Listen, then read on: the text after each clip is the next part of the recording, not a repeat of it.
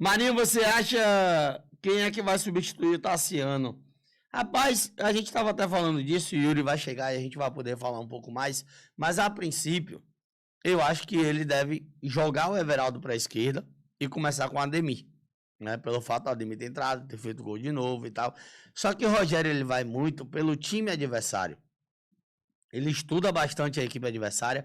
Um exemplo, contra o Fluminense, ele espelhou o Fluminense e entendeu que valeria mais começar com o Ademir, né, naquela partida, e aí ele colocou o Ademir pelo lado direito, junto com o Tassiano.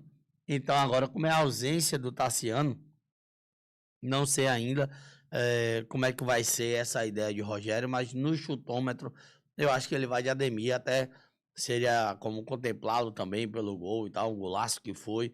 O Bahia teve tempo para treinar.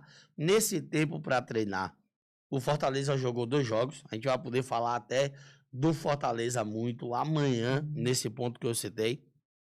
Porque, assim, a questão do Fortaleza é que o Fortaleza fez 2 jogos contra a equipe do CRB, mas 2 jogos distintos, né? 2 jogos diferentes. Então, bora ver aí como é que vai ser essa mudança da equipe do Vojvoda para enfrentar o time do Rogério Ceni também no domingo, né? Falando a respeito de retornos, Yuri, mas antes de desfalque, vai mudar muito, eu repito isso, a gente falou disso semana passada, mas mais uma vez puxando o assunto aqui, vai mudar muito em termos de característica em campo, as ausências de Arias e Tassiano nessa equipe de Rogério, que teoricamente já estava acostumado a jogar?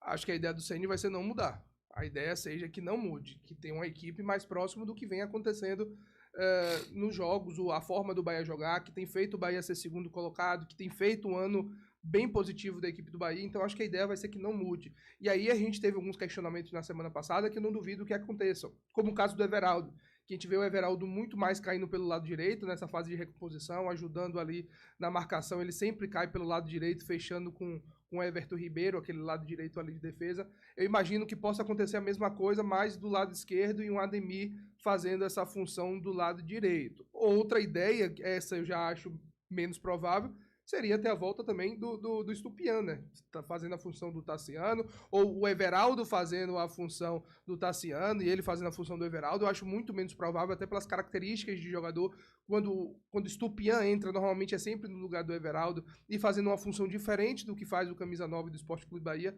Então, eu imagino que o Estupian não será a opção para começar a partida, e se for, acho que vão ter mais mudanças, como o caso do próprio Everaldo. Então, eu imagino que ele vai tentar fazer o mínimo de mudanças possíveis para tentar manter esse estilo de jogo que o Bahia tem. É possível, Yuri? Você acha que é possível Estupian e Everaldo juntos?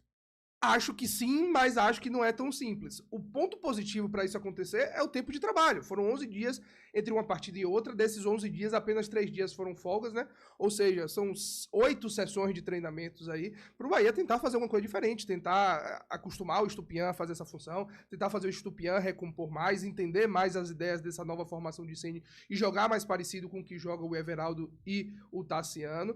Tempo tem. Eu acho difícil. Eu acho que o Ceni vai tentar simplificar pela sua primeira pergunta, para tentar fazer o Bahia jogar de uma maneira mais parecida com o que vem jogando. Que o Bahia não perca a forma que vem jogando, a forma com que parece que cada vez mais existe um entrosamento. Aí tem a questão do Gilberto também, que para mim são 2 laterais com características diferentes. Enquanto eu tenho um lateral mais equilibrado no Arias, que defende muito bem, tem leituras muito boas na parte defensiva, e aí até me lembraram que ele foi treinado pelo Simeone, isso deve ter ajudado demais para o jogo do Arias lá no Atlético de Madrid. Então, talvez isso tenha ajudado demais no crescimento do colombiano. Mas o Gilberto é um cara que chega mais, que pisa mais na área, um cara que procura mais as tabelas, e aí pode ajudar o jogo dele com o Ademir, que a gente até citou que na equipe reserva, é os 2 que jogam. No começo do ano, quando o Bahia jogava com a equipe B, era o Ademir e o Gilberto ali do lado direito. Então tem um certo entrosamento entre os 2, buscando a tabela, pisando um pouco mais na área. Eu até destaquei ontem. O que me chama mais atenção nesse Fortaleza, e apenas um pequeno ponto para o nosso próximo adversário, que é uma equipe boa, mas que oscila demais. É uma equipe que consegue fazer boas partidas, como fez contra o Boca Juniors, contra o Sport, até o primeiro tempo contra a equipe do CRB, mas é uma equipe que consegue fazer momentos desastrosos na temporada, como foi o próprio jogo contra a equipe do CRB ontem no segundo tempo. extrema dificuldade na parte defensiva, então acho que isso pode acrescentar no jogo do Gilberto. Um time que parece que não se encontra nos seus laterais sempre muito frágeis. Talvez o Bruno Pacheco ali do lado esquerdo seja o mais consolidado desse sistema defensivo, mas ainda buscando a formação ideal, o Pacheco e o goleiro, né? O João Ricardo talvez sejam os dois mais consolidados, mas eu acho que dos dois zagueiros e o lateral pelo lado direito ainda bate muita cabeça. Então pode ajudar demais aí nessa formação do Bahia, que tende a ser impositiva e ofensiva, como é dentro de casa contra todos os adversários. Foi assim contra o Fluminense, foi assim contra o Bragantino, foi assim contra o Grêmio.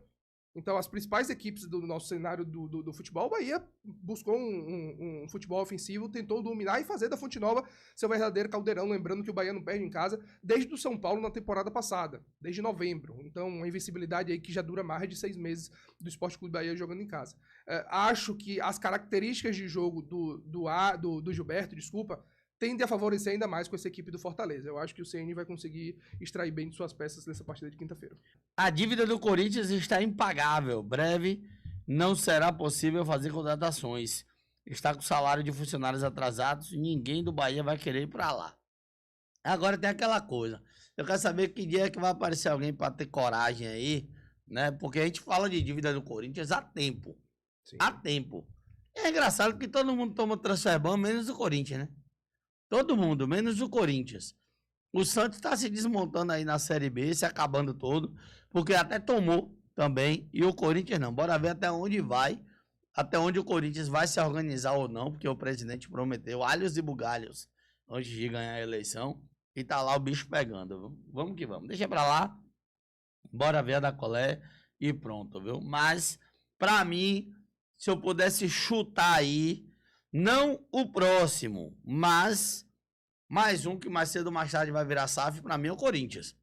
Sim. Mais pela dívida do que por precisar com relação à gestão. Eu acho que o Bahia, inclusive, era mais por gestão do que por dívida. A dívida do Bahia, que era ali na casa dos 300 milhões, era uma dívida pagável, até, na minha opinião, para o próprio Guilherme ou para o Marcelo, pelo jeito que vinha as administrações do Bahia. O Guilherme cai, vale lembrar isso para o torcedor, o Guilherme cai com o Bahia no maior orçamento da história do clube. Sim. No maior orçamento do clube como presidente, né? Não é, depois de se tornar SAF, não estou comparando. Então, assim, o Bahia não virou SAF porque estava falido, porque estava quebrado, porque precisava urgente de dinheiro e tal. Não, o Guilherme achou a brecha, falou, vou botar aqui um grande grupo para gerir o Bahia, mas quem vai aprovar ou não é o torcedor. O torcedor votou, aprovou, pronto, tá lá. Os caras fizeram o quê? Não, isso aqui é de dívida, isso aqui a gente zera.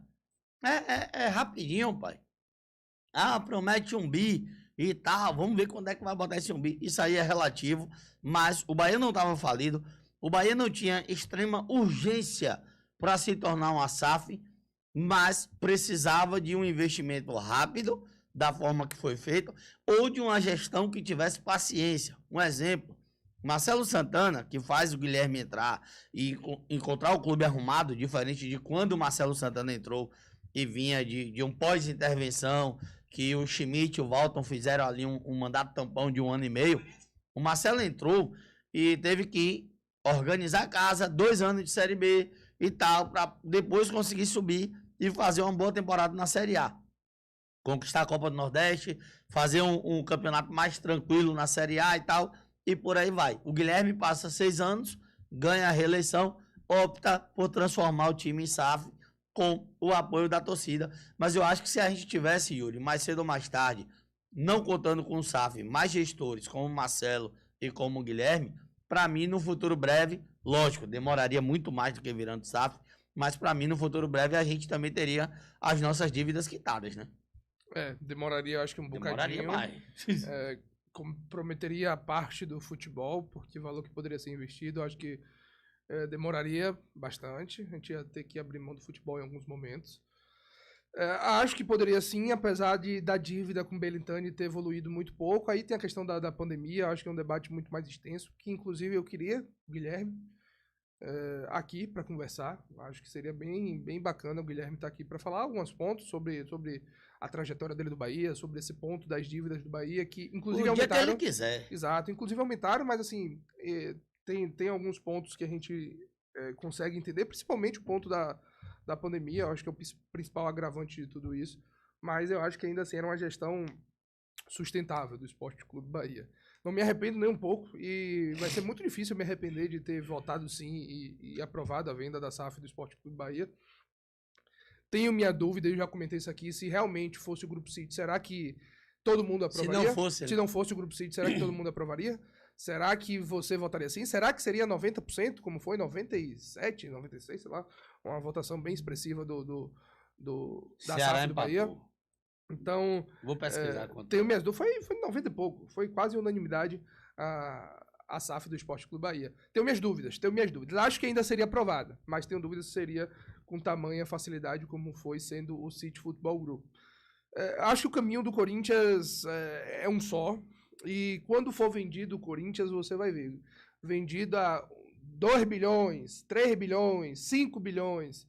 Só que boa parte desse valor vai ser para pagar dívidas aí. Então, não tem muita solução, apesar de ser o Corinthians, que a gente vê Corinthians, até o próprio Flamengo, entre outras equipes que devem... Atlético Mineiro, Ave Maria. Atlético Mineiro, se não me engano, é a maior dívida do futebol brasileiro, era e foi ultrapassado pelo Corinthians, mas tá ali entre os 3 primeiros com toda certeza. E agora também virou SAF, Atlético Mineiro, mas é uma SAF que a gente até estava conversando com o Guilherme de uma forma um pouco diferente do que é no Bahia. Mas esses clubes parece que tem dívida, problema, tem dívida, deixa esse negócio aí, bota na gaveta aí que a gente 99%. 99%. Sempre tem aquele 1% pagado. Teve Binha.